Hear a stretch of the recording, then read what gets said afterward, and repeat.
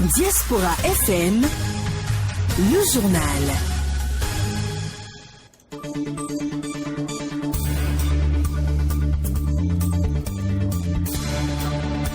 Lundi 5 juillet 2021, 19h dans tous nos studios. Bonsoir, bienvenue à tous, les titres du journal.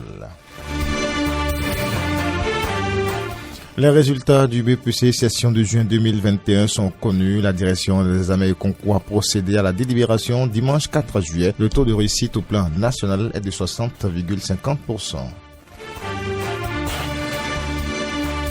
La ministre de l'Industrie et du Commerce a donné les raisons de la flambée des prix des produits de grande consommation. Ces explications à suivre dans ce journal.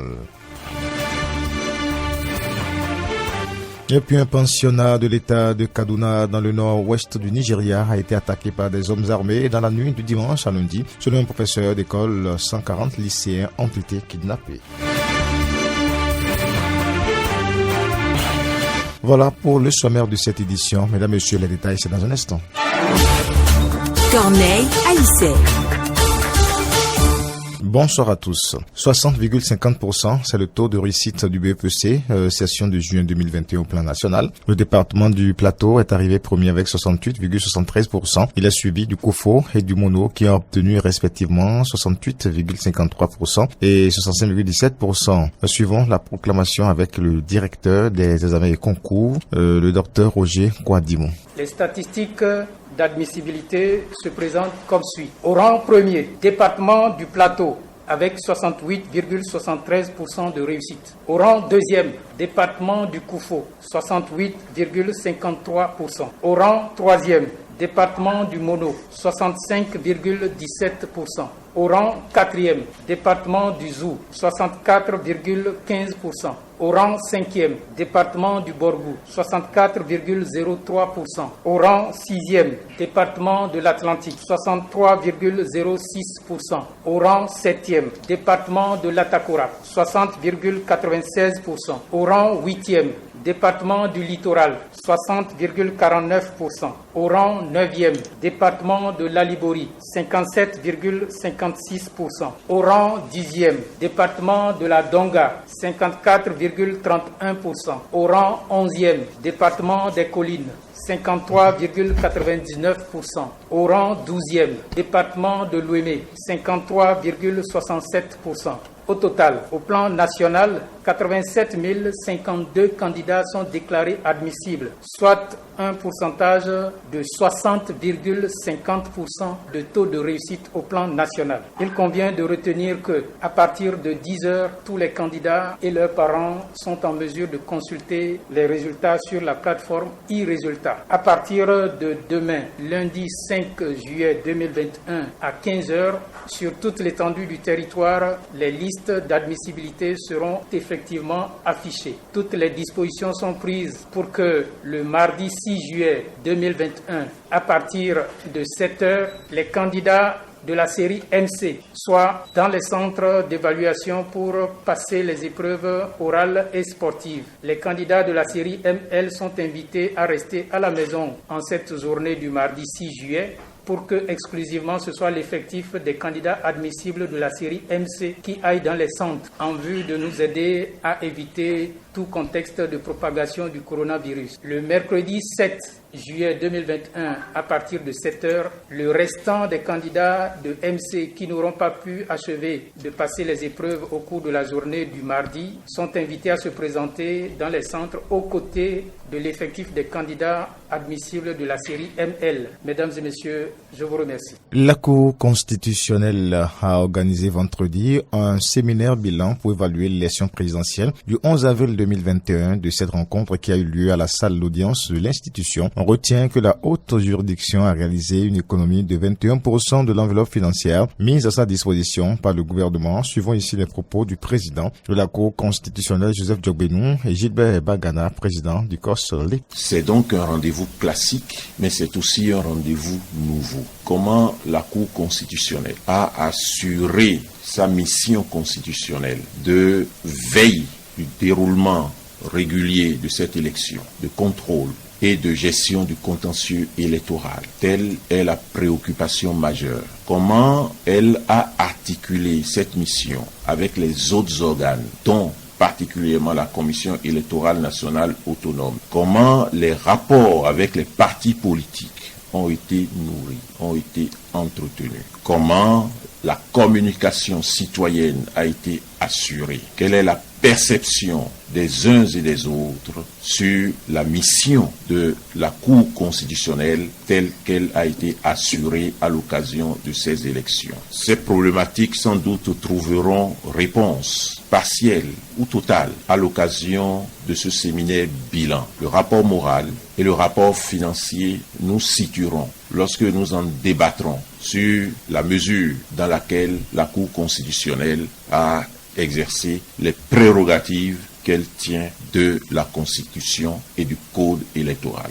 La Cour constitutionnelle est en train de s'acquitter d'un devoir de rendre compte, de reddition de comptes. C'est ça qui est important. Et je pense qu'on n'a pas de jugement à faire. On peut avoir des appréciations et certains apports par rapport. Mais je pense que globalement, ça s'est très bien passé. Ce qui est rare, cette institution qui a conduit de main de maître le processus électoral a pu, au-delà des tâches qui lui sont assignées, faire des économies. C'est ça qui est important. On met des moyens à disposition et avec cette période de rareté de ressources, la Cour a pu faire des économies sur les fonds qui lui sont alloués pour le processus.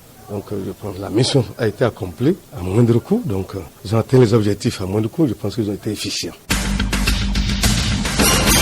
Après 5 mois de prison, l'ancien maire de la commune d'Abomey-Calavi et les autres personnes impliquées dans l'affaire domaniale des 39 hectares seront devant la criette. Le procès des mises en cause s'ouvre le 6 juillet. Le dossier s'est retrouvé à la criette suite à une décision du tribunal de première instance d'Abomey-Calavi qui avait estimé que les faits reprochés aux accusés ne relèvent pas de sa compétence. Le ministère public avait soutenu qu'il s'agissait d'un dossier de flagrant délit, des faits de corruption, d'abus de fonction et qu'il revenait à la criette de s'en occuper. Le TPI a été conforté dans sa position par la Cour d'appel de Cotonou le 14 mai 2021. La ministre de l'Industrie et du Commerce, Sadia Alimantou Assouma, a réagi à propos de la hausse des prix des produits vivriers face à la presse. Elle a donné des explications par rapport à la situation. On l'écoute, et bien sûr, dans ce reportage de Clémence Tonoukoin. Les populations du Bénin continuent de subir les affres de la flambée des prix de première nécessité sur le marché.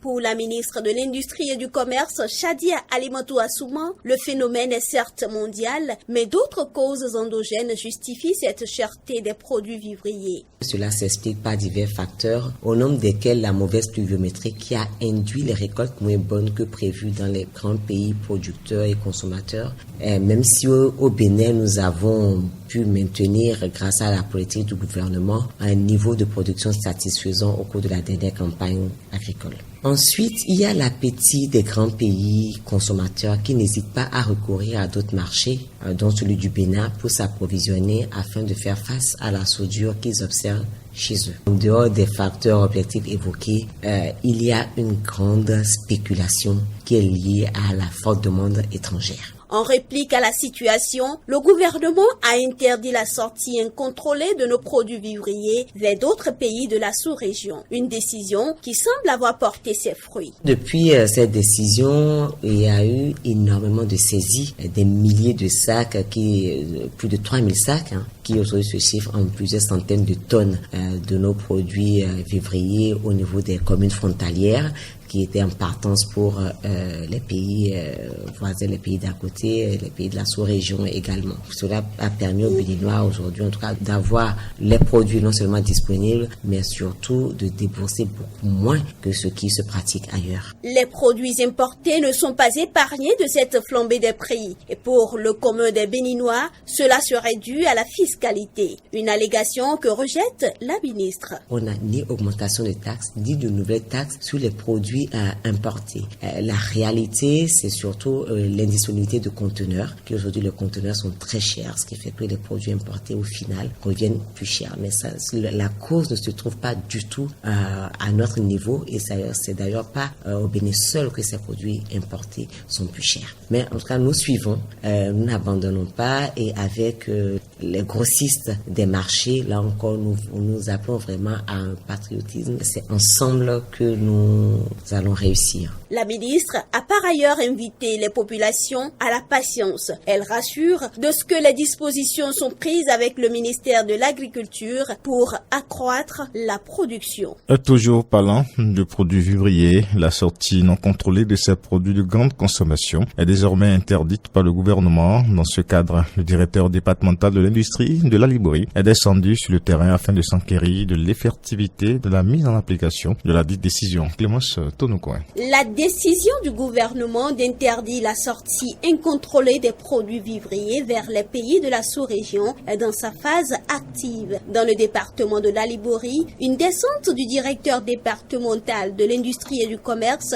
a permis de faire quelques vérifications. Parfait Sambieni donne des précisions sur la décision et nous parle de l'opération. Cette décision, c'est d'éviter les sorties incontrôlées, des sorties frauduleuses. Ce n'est pas une interdiction. Il faut que l'opérateur économique qui il exerce dans des produits agricoles, et il faut que ce dernier puisse disposer de sa carte de négociant de produits agricoles.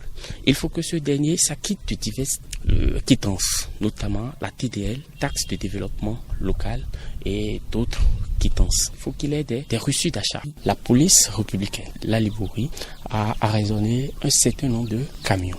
Nous allons demander à ces opérateurs économiques exerçant cette activité un certain nombre de documents. Est-ce qu'ils remplissent les conditions d'exercice pour cette activité? Et la voie administrative en leur délivrant des convocations pour donner suite à ce qu'ils font. Les communes frontalières du nord du Bénin sont souvent les portes de sortie des produits vivriers, mais la plupart des commerçants de ces localités n'ont pas connaissance de cette décision. Moi, j'ai pas courant de n'est pas sorti. Moi, je suis un magasin, j'ai déposé là-bas. Quelqu'un là, j'ai sorti à Niger, j'ai arrivé, j'ai acheté 10 sacs, 20 sacs, 15 sacs. Moi, je suis des camions, Dogombar là. Le maire de la commune de Malanville, Guidami Gado, conscient du bien fondé de la décision, dit veiller à son application stricte sur son territoire.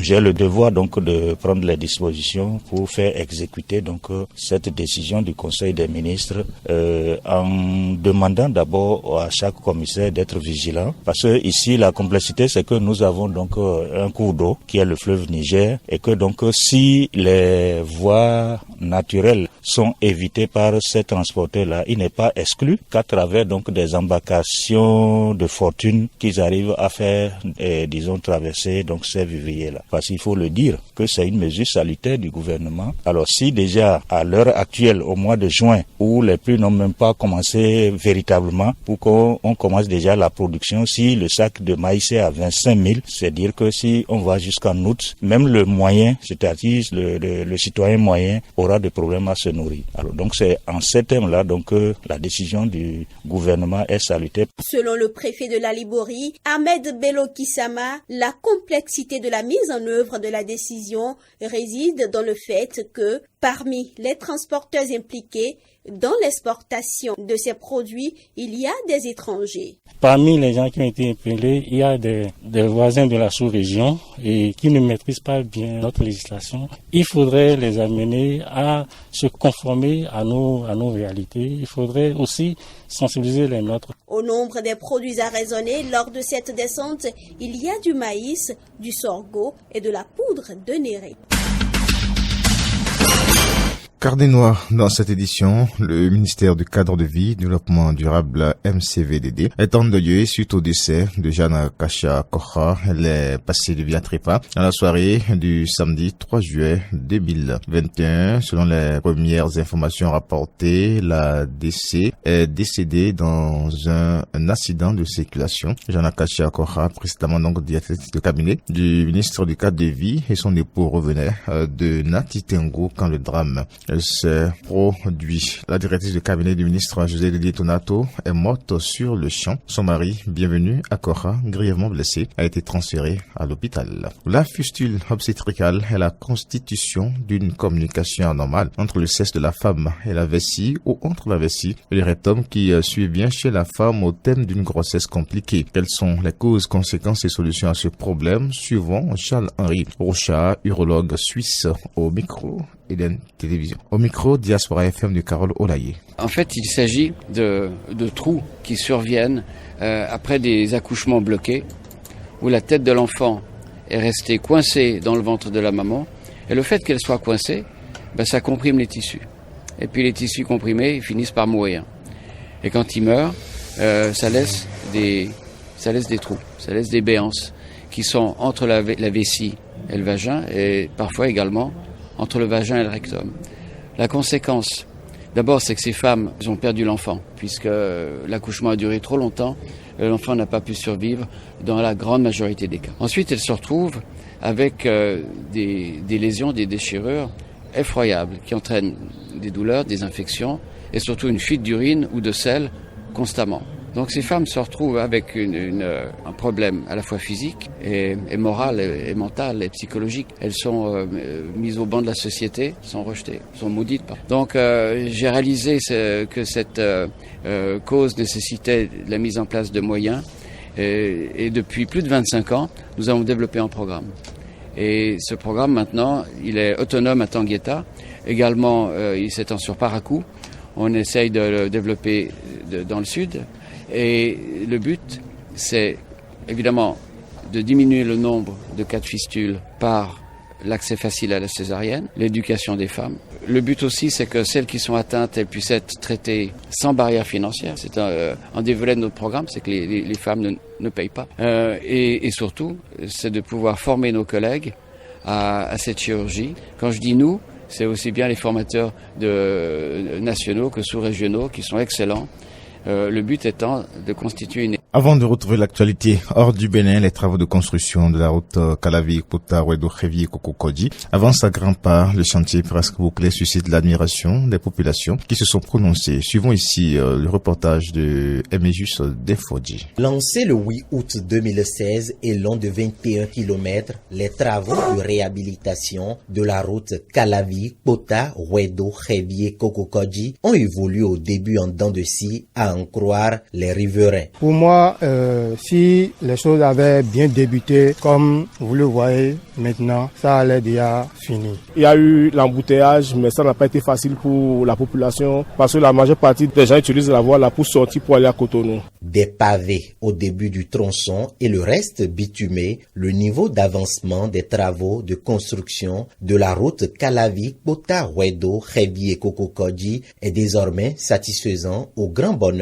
de la population plusieurs mois après. Mais arrivé à Aïtchédji, Carrefour, à Kota, la zone où il y a l'affluence de la population de Calavi, les travaux ont beaucoup évolué. Parce qu'ils ont fait environ 3 mois pour exécuter tout le tronçon. Là c'est bon. J'ai apprécié les travaux quand même à leur niveau, compte tenu de leur rapidité. Après juste les élections, on a constaté que les travaux ont pris une tournure où les choses évoluent normalement comme cela se devait. C'est bien de voir aussi que depuis un certain temps, les trucs ont pris autre tournure et que tout évolue normalement. On ne sait pas si c'est le père de la nation qui a peut-être mis la pression aux travailleurs, aux ouvriers pour que le travail puisse évoluer de cette manière. Bon, par rapport à l'IODA, il y a une difficulté, mais disons, ça va mieux, parce que d'ailleurs, nous avons distance de Kota à Révier, là maintenant, pour donner l'écho, mais maintenant, tout est dressé, puis la voie est du tout praticable. Malgré ce niveau d'avancement des travaux, le manque de déviation et d'autres voies d'accès au niveau de Calavi-Kota se révèle être un véritable calvaire pour les usagers et pour les populations riveraines.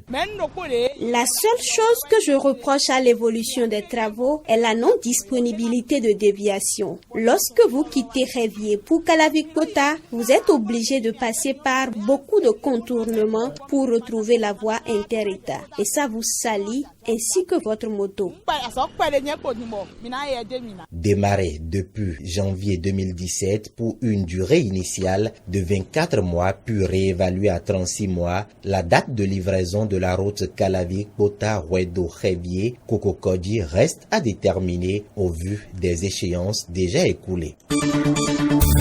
Les nouvelles africaines et internationales.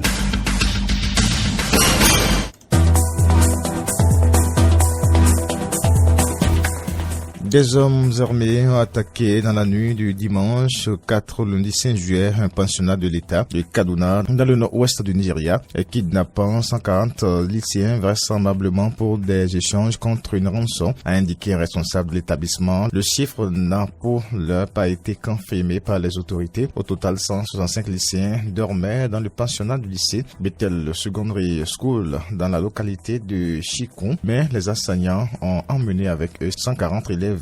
25 ont réussi à s'échapper, a expliqué à l'AFP Emmanuel Paul, un professeur de l'école. Le président algérien Abdelmadjid Tebboune a ordonné la libération de jeunes détenus incarcérés pour avoir appelé ou pris part à des manifestations dans le cadre du mouvement de contestation du Irak, selon un communiqué du ministère de la Justice publié le soir du 4 juillet. Cette mesure de clémence est traditionnelle chaque année à la veille de l'anniversaire de l'indépendance de l'Algérie, 5 juillet 1962. À l'occasion du 59e anniversaire de la fête de l'indépendance et de la jeunesse, le président de la République, Abdelmadjid Tebboune, a décrété des mesures d'élargissement au profit des jeunes poursuivis pénalement et se trouvant en détention pour avoir commis des faits liés à des attroupements et autres actes qui y sont liés, indique le communiqué. En Afrique du Sud, dimanche 4 juillet marquait la date butoir pour que Jacob Zuma se rende aux autorités, défiant la justice de son pays. L'ancien président a dénoncé devant une foule de partisans une violation de ses droits par les juges qui l'avaient condamné à de la prison ferme. Jacob Zuma a été entendu. L'ancien président sud-africain avait demandé vendredi l'annulation de sa condamnation à 15 mois de prison ferme pour outrage. Cette sentence sera réexaminée par la Cour constitutionnelle lors d'une nouvelle audience en juillet, selon un document dont l'AFP a eu copie samedi. L'audience a été fixée au 12 juillet, a déclaré la haute juridiction du pays, qui avait condamné mardi l'ancien dirigeant pour avoir à plusieurs reprises refusé de témoigner dans le cadre d'enquête pour corruption d'État.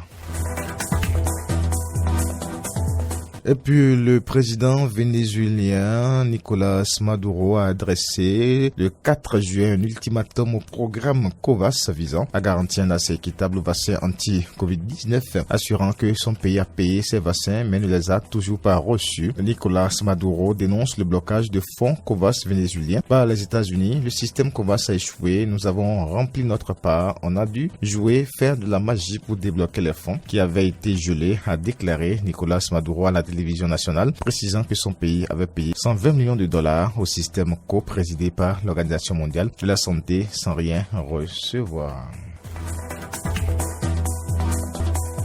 C'était le tour de l'actualité hors du Bénin.